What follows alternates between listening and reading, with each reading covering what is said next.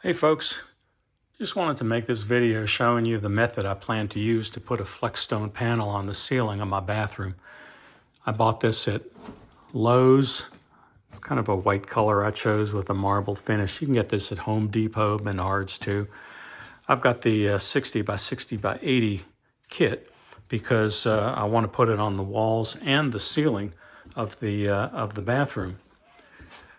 See, the way I do it is I'll take one panel, use it on the back wall, take another panel. Of course, my tub's only 30 inches wide, so I'll take a 60-inch panel, cut it in half.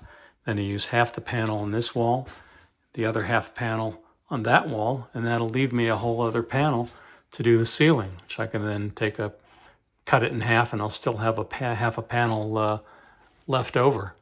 My bathroom's only 7 foot tall, but even if you had an 8-foot ceiling, this 80-inch panel still ought to reach from the top of your tub up to your ceiling, or worst case, you can fur down the ceiling a little bit, lower the height some.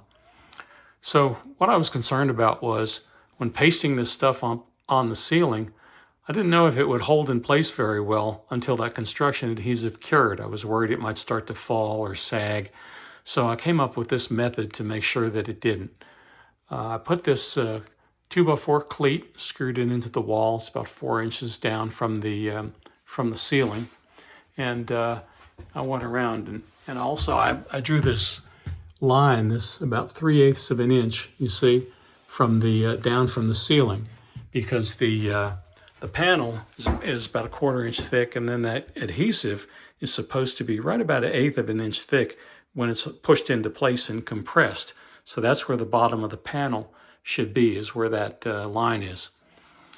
So what I plan to do is take the panel. Of course, now this is just a piece of cardboard, but that's another thing I decided to do on this project. Is this stuff is rather expensive, this Flexstone, so I'm making a full size cardboard template of every panel, making sure that template fits perfectly into place, and then use the template to cut out the Flexstone panel. Make sure everything is exactly the right size when I put it in place. So anyway, what I'll do is I'll take that panel, and then after the glue construction adhesive has been applied to the back of the panel, all those dollops that they tell you to do, I just take it, line it up along the ends of the 2x4s, tilt it up into place, and just kind of slide that panel all the way to the back. Let it sit like that. Of course, you see I still got about 4 inches of space above there, so that adhesive is not touching the ceiling yet. So first thing I'll do then is go up and I'll take these blocks, all right, push up the back of the panel right along the back wall, and slide that block in place here. You see I got it marked where they go. Another one over here, just push it in.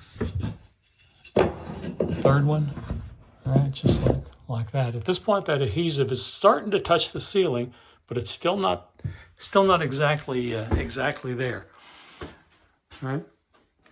Next thing I do once those blocks are in place is I take these 2x4 runners. Take that runner, just kind of put it up underneath the panel at both ends there, you see. Just kind of slide it into place. I've got 2 of them. One here, see I've marked again. Put some marks where the thing is supposed to go. All right. Same thing, take the other runner, just put it up right along the edge over here, also over here. Just kind of line that up with the edge of the board here, also over here. Okay, so at this point it's contacting the ceiling, the construction adhesive, but it's not pushed up into its final position yet. It's still got a little give, a little bit of play. Finally, I take these smaller blocks, and then same thing on the sides. See where I've got them marked? I just kind of push those into place. Here, another one here. Another one here. And then after all that is done, what I do is I'll take some tapered wood shims and I'll just slide them underneath these blocks, the runners, everything, and just kind of push those things up right until the bottom of that panel gets to that 3/8 inch line. And then that thing will be in the right position.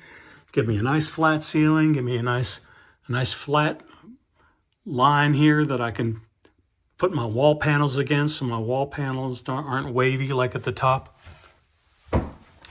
I'll do the same thing for these runners as well. I'll take, I got like a aluminum straight edge here, and what I'll do is I'll hold that straight edge up against the ceiling, and if this thing is not exactly flat, you know, maybe it rocks a little bit, but what I'll do is I'll put some shims along these runners, you know, maybe like one here, one here, one here, tuck some shims in there until this whole thing is flat all the way across, and this aluminum straight edge goes up and seats against it without rocking. Same thing here at this edge. I'll do that as well. I put the ceiling panel in first because by putting the wall panels in after that, the wall panels will actually support the ceiling. So it'll give it a little better support than just depending on that construction adhesive. And I just felt like that was a little better way to do it. The only weak point there is this edge over here, because there's no wall supporting it. But you can see here, like these screw locations here. Here's where my ceiling joists are running. What I can do is at each ceiling joist, I can just drive a screw through the panel and secure it to the ceiling and keep that whole thing straight and level over there.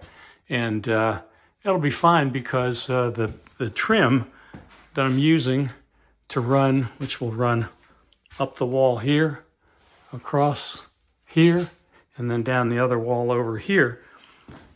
Here you can see is this L-shaped Flexstone trim, which goes at the edges of the panel. Stuff's like 3 inches wide, so it'll cover those screw holes, and it'll be fine.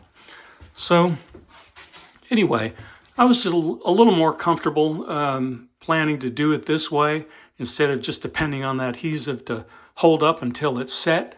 And I think it's going to work a little better than just putting it into place without any support. So I hope that helps, and thanks for watching.